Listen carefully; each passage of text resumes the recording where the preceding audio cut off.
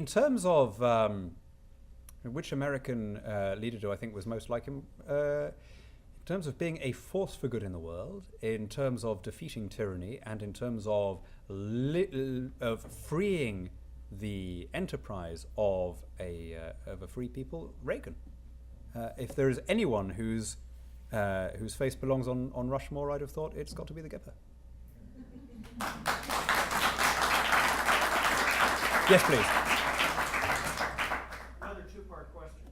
Our daughter actually went on a short-term missions trip to England, and I wonder if you could tell me, does it still have a spiritual pulse, or is it going to go the rest of the way of secular Europe? And the second part of the question is totally unrelated. How do you see the media universe in England? Okay, on the first point, on paper, the United States is a more secular country than most European countries. We still have an established church in the United Kingdom. The Queen is the supreme governor of it, and that is the case in most of the countries on the continent. But Europe is a continent of empty cathedrals. That although the structure of an old state church is still there, the congregations have dwindled. Now, I think there is a connection between those two facts. What you have here, with a system where there is no established religion and where there is, if you like, competition between different denominations, is a kind of privatization. It's a kind of free market, right? And it has all the benefits of people shopping around. And when they have then made their choice, they feel attached to the choice they've made in terms of church attendance in a way that they wouldn't do if they had simply automatically been allocated the church into which they'd been baptized, and because it was the one that everyone else had, which is what most of Europe is in that condition. So it's funny because Spain recently moved to disestablish its church. The Catholic Church in Spain until very recently had a privileged position under the law. And the result of that is that, like any nationalized industry, it had become flabby. It had become lazy because there was no reason for it to go out there and compete for souls. And so the socialist government in Spain, although actuated by a rather old-style 1930s anti-clericalism, is probably doing the Spanish church a tremendous favor. Because cut free of the dead hand of state control, I suspect that the Catholic Church in Spain will go out and start trying to fill its pews again.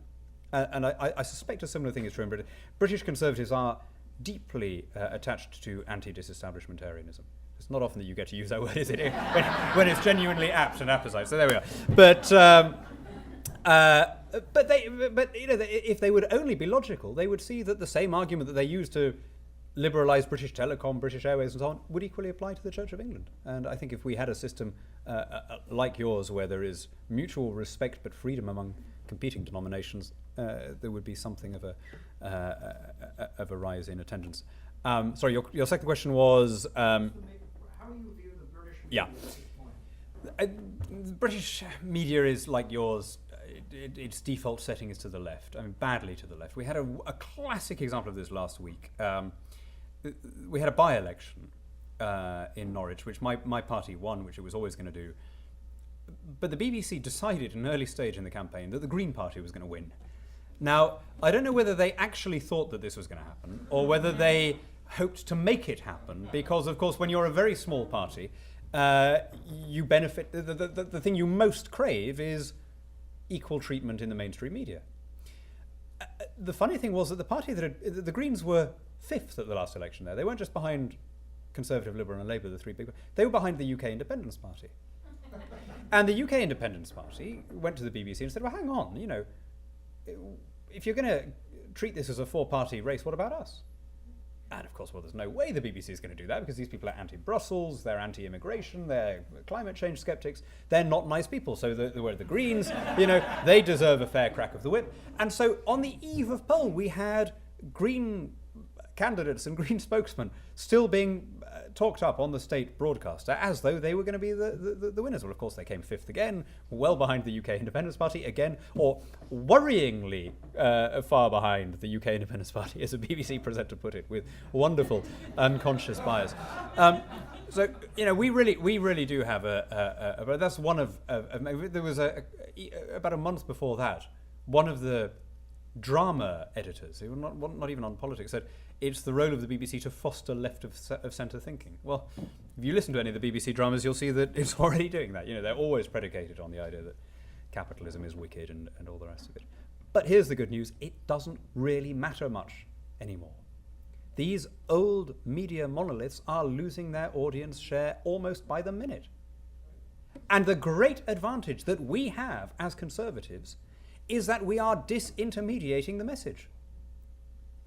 Until very recently, whenever there was a big news event, we relied on a broadcast journalist to stand in front of the camera with a microphone and interpret it for us, and précis it for us, and tell us what we ought to think about it. And now we don't do that anymore. Now we can go online and we can see the thing for ourselves. We can watch the whole speech at first hand and make up our own minds about it. You can go to the websites of competing candidates and see for yourself where they will actually change your life, instead of having a left-wing journalist telling you what he thinks you ought to know. And that has got to be good news, not just for the right in particular, but good news for the cause of freedom and truth in general, because you will have a more informed citizenry, which means that you will have a freer populace. And so I'm really optimistic about the long-term political consequences of the internet. Just as a party leader can no longer deliver his voters, so an editor can no longer deliver his readers, and that has got to be good news for those of us who believe in freedom. I think we've got time for I'll tell you what I'll do. I will take a round of questions, and then I'll come back so that nobody's left out. Mrs. Murray.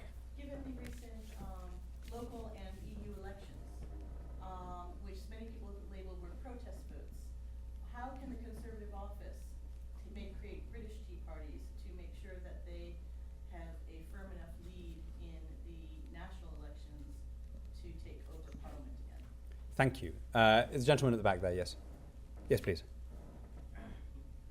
My maternal grandfather was born and raised in Birmingham, England. Mm-hmm. Eventually came to the United States, went to medical school, became a doctor in Ohio, and settled in Colorado. My mother and her sister went to nurses training, so I have always had some special interest in medical affairs.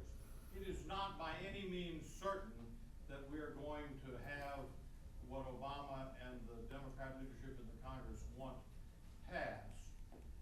There's still a chance that we can defeat it. But assuming that they get what they want, which leads to a single payer system,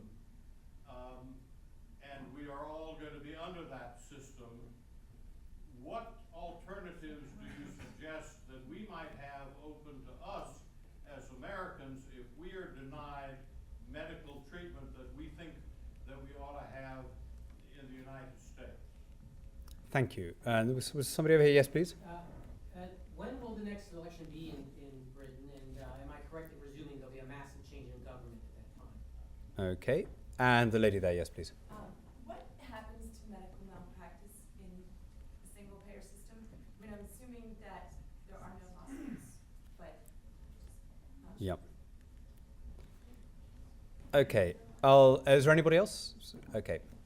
Thank you. I'll take those in reverse order. There are far fewer lawsuits because there's, you don't have if you like, a contractual relationship in the way that you would have with an insurer. You can, if you are in a private system, you can say, I have paid for this to happen. If it didn't happen, I should be compensated. Obviously, that aspect of it doesn't exist where you have a state system.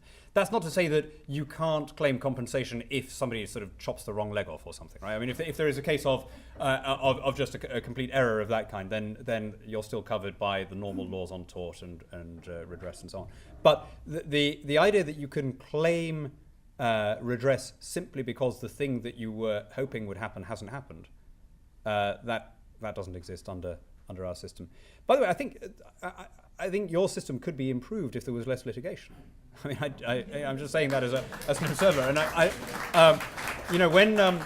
when I read statistics saying, most Americans favor reform of healthcare, well, yeah, I mean, the only extraordinary thing about that is that 20% don't favor reform of healthcare. I mean, it is always possible to improve a system.